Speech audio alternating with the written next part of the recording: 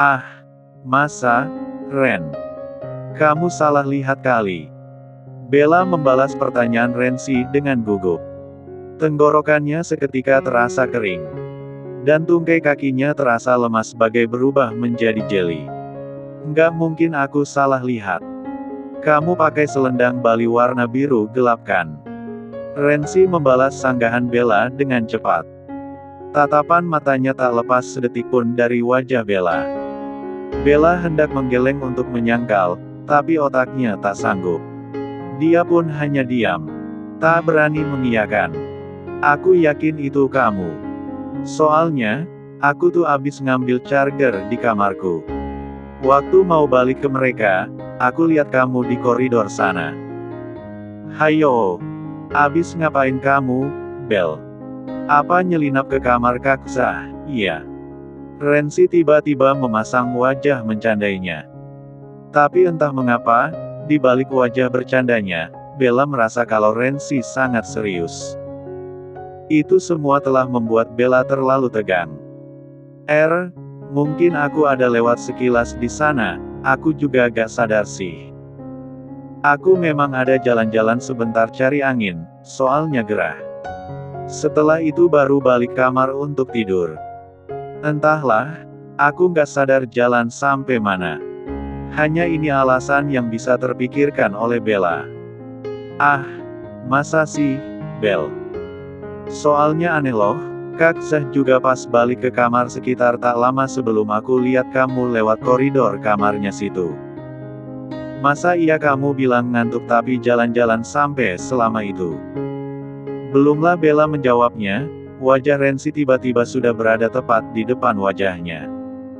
Apa kamu ngikutin Kak Zah? Bisik gadis itu dengan tatapan yang menelisik apa yang tersembunyi di balik netra Hazel Bella.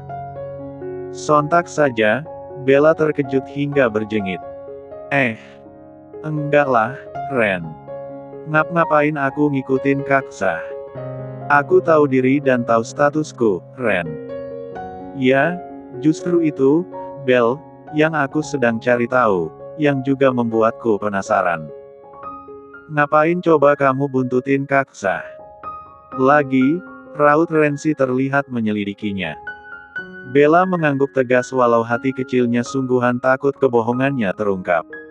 Tapi, tak ada yang bisa dia lakukan selain terus berbohong. Aibnya tidak boleh sampai terbongkar. Bukan hanya namanya saja yang akan rusak, tapi juga nama Zah dan Zain jika kejadian semalam sampai terungkap. Bella tidak mau mereka sampai malu gara-gara kejadian tak terduga semalam itu. Rensi, kamu ini apa-apaan sih? Kok nuduhin Bella kayak gitu? Zain memprotes sikap Rensi yang menaruh curiga pada Bella. Tapi gadis itu menepisnya. Siapa yang nuduh istri kamu sih? Aku tuh nanya. Soalnya aneh aja kok bisa lihat dia di situ, padahal kamar kalian kan di koridor lain. Kamu tuh salah lihat Jaren, Ren. Waktu aku balik ke kamar itu kan gak lama setelah Zah. Itu Bella sudah tidur nyenyak. Kemudian Zain berkata pada Bella, sudah, Bel. Nggak usah ladenin dia. Kamu makan aja, iya. Bella mengangguk. Di hadapannya, tampak Rensi terdiam, tapi gadis itu jelas menatap tak puas pada Zain. Bella mulai menyuap nasi gorengnya ke mulut, saat Rensi tiba-tiba berseru lagi sembari menatap melewati pundak Bella. Nah, itu Kak Zah. Coba kita tanyain Yok, apakah semalam mungkin ketemu sama Bella? Seru Bella tertahan. Ada Zah. Matilah aku. Seru Bella dalam hatinya. Jantungnya tiba-tiba bagai melompat sendiri dan keringat dingin segera menjalari tangannya. Tak ingin menambah kecurigaan Rensi padanya, Bella pun menahan diri mati-matian agar tidak menoleh ke arah belakang, pada Zah, meskipun hatinya begitu ingin melihat Zah lagi. Akhirnya Bella hanya fokus makan sembari menundukkan wajahnya, menatap ke arah lututnya di bawah meja. Hei, Zah, cepat sekali kau teler semalam. Kami baru pemanasan doang, kau sudah teler. Suara Adam terdengar menyapa Zah. Pria itu tiba-tiba saja melewati Bella dan duduk di sebelah Rensi. Ponselnya dia letakkan di atas meja begitu dia duduk. Aku mengantuk. Makanya duluan balik kamar, kata Zah pada Adam. Oh, enggak seru banget deh Love, seru Adam lagi kemudian terkekeh karena dia hanya menggoda Zah. Zah masih berbincang ringan dengan Adam dan Fred sedangkan Bella masih menatap jarinya di bawah meja. Dia menahan diri untuk tidak melirik Zah. Dia takut lirikannya tertangkap mata oleh Rensi. Meski begitu, Bella bisa mencium aroma sabun serta aftershave-nya Zah yang begitu enak dihirup. Aroma yang sangat dia rindukan. Aroma khas Zah yang sudah dari dulu dia sukai. Kak, semalam kakak lihat juga kan Bella jalan-jalan di koridor depan kamar kakak? Tanya Rensi tak terima dengan semua penyangkalan Bella. Dia benar-benar melihat Bella.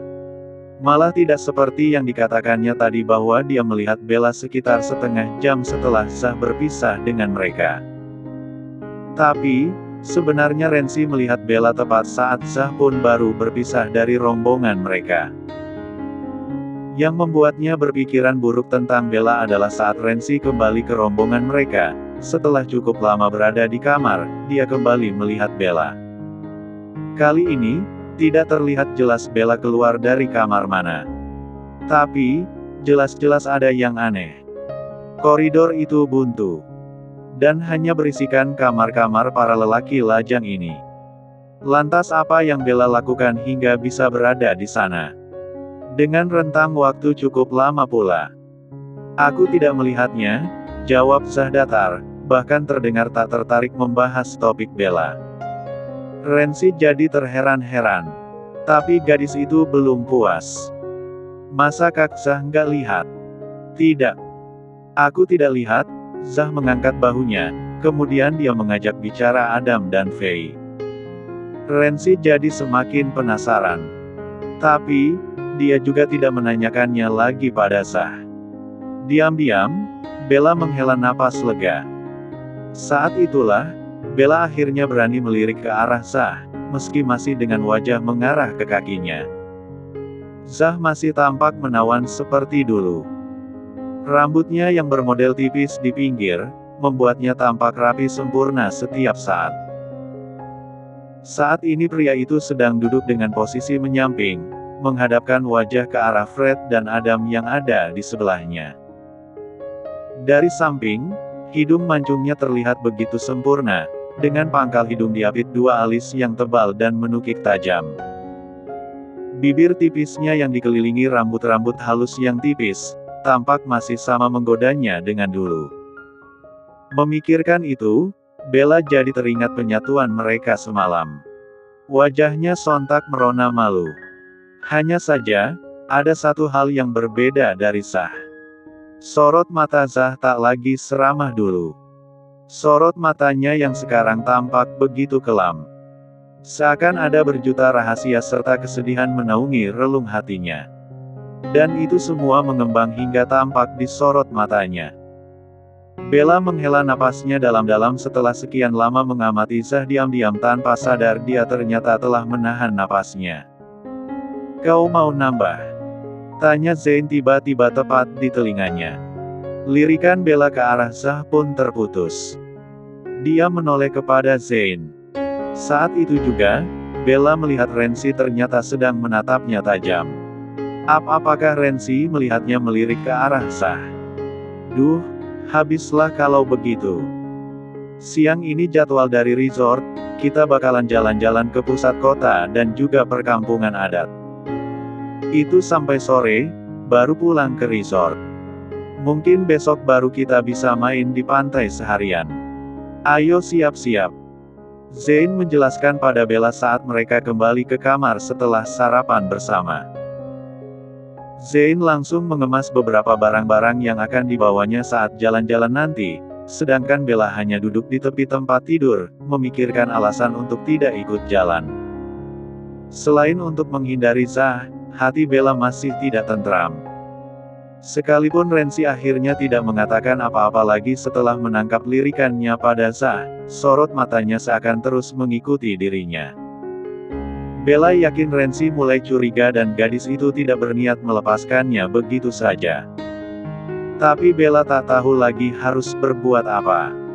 Semoga saja, Renzi tidak bisa menemukan bukti dari kecurigaannya. Kalau aku nggak ikut boleh nggak ya? Tanya Bella pada Zane. Sebenarnya, Bella sangat suka melihat-lihat dan ikut menjelajahi perkampungan adat yang menjadi khas di daerah masing-masing. Tapi, gara-gara Zah, Bella jadi malas. Kalau acara jalan-jalan mereka harus bersama Zah, Bella lebih baik tidak ikut. Kenapa nggak mau ikut, Bel? Tanya Zane. Takut perutku sakit.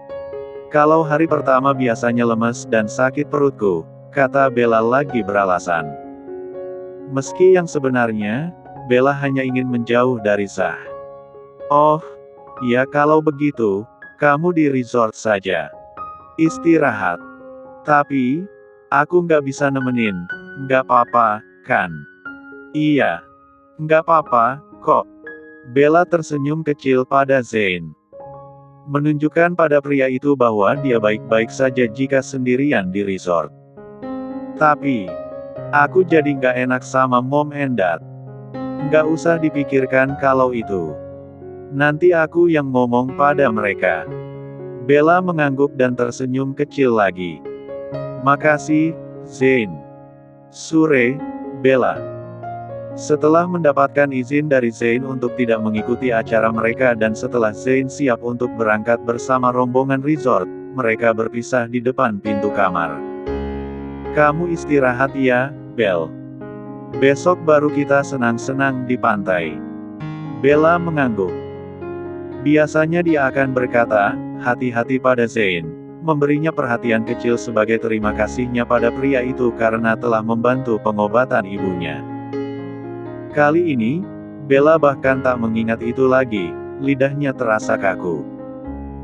Rasa bersalah karena telah tidur dengan Zah membuatnya tak mampu berkata-kata manis lagi. Zane akhirnya tak lagi terlihat. Bella pun menutup pintu dan duduk di balkon kamar menatap kolam renang yang ada di hadapannya. Pikirannya dengan cepat menerawang jauh dan kembali mengingat kejadian semalam. Jantungnya seketika berdetak kencang. Hatinya berdesir aneh. Dan darahnya pun bergejolak menahan rasa yang menyandu. Tidak bisa dia pungkiri bahwa Zah telah memperkenalkannya dengan geni keempatan duniawi, sesuatu yang selama ini hanya menjadi tanda tanya besar dalam benaknya. Dan semalam, dia akhirnya merasakannya. Bella terbuai dan berangan ingin merasakannya lagi.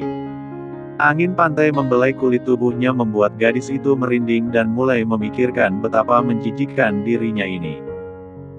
Sudah berkhianat, berbuat dosa, masih juga menginginkan kejadian itu untuk terulang lagi. Bella menggeleng putus asa, memeluk erat dirinya sendiri, dan mulai menangisi dirinya, perbuatannya, dan perasaannya yang tak benar. Di tengah tangisnya itu, tiba-tiba ketukan pintu terdengar. Bella terdiam. Siapa yang mengetuk? Tok tok tok. Kembali ketukan pintu terdengar. Cepat-cepat Bella mengusap wajahnya dari tetesan air mata. Setelah dirasa wajahnya bersih dari air mata, Bella menuju pintu. Perlahan, dibukanya pintu kamar, mengira pelayan resort yang mengetuk pintu. Tak terduga, wajah Zah ada di balik pintu. Begitu Bella melihatnya, Bella segera menutup pintu. Tapi Zah menahannya. Bella, Bel, ayo ikut aku, kata Zah yang bagi Bella sungguh tak masuk di akal. Setelah apa yang terjadi di antara mereka semalam, dia ingin Bella mengikutinya lagi.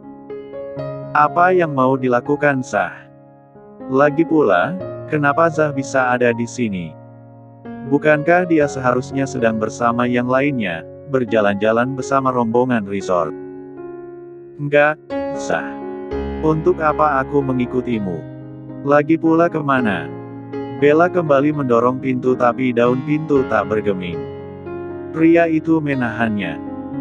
Please, Belle, aku hanya ingin bicara, katanya dengan suara seraknya yang bergemuruh rendah bagaikan gulungan ombak yang menderu siap menghantam karang. Enggak, seru Bella lagi berusaha untuk mendorong daun pintu lagi untuk menutup. Sayangnya, tenaganya masih kalah kuat. Zah tetap mampu menahan pintu tetap terbuka. Kalau kau tak mau ikut, aku akan mendobrak masuk. Ancam Zah yang mulai mendorong pintu dengan tenaganya. Seketika Bella panik. Biar bagaimanapun tenaganya kalah kuat. Jangan begini, Zahi, aku takut nanti ada yang lihat. Makanya itu, kau ikut aku. Supaya tidak perlu kejadian di sini, sahut Zah semakin membuat Bella bertanya-tanya apa yang ingin dilakukannya. Sedang memikirkan apa yang sebenarnya diinginkan Zah, Bella menjadi lengah dan saat itu juga Zah mendorong pintunya kuat. Terbukalah pintu itu dan Zah dengan cepat menyelinap masuk. Pintu segera ditutupnya begitu dia sudah berada di dalam kamar. Bella menegang berdiri di hadapannya. Apa maumu?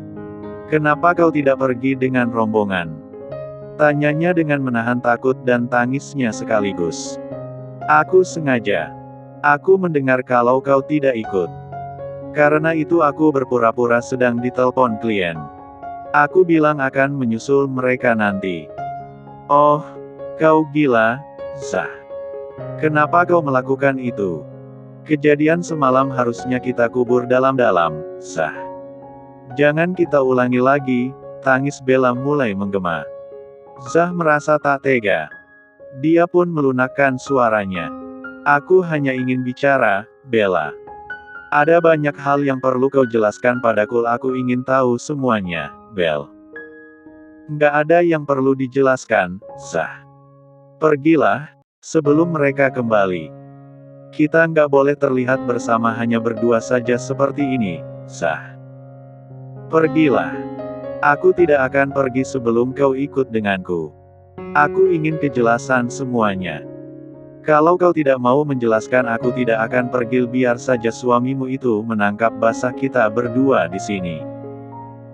Bella menggeleng-geleng tak sanggup membayangkannya jika hal itu sampai benar-benar terjadi. Tanpa dilihat Bella, Zah mulai maju. Tangannya terulur hendak meraih wajah Bella.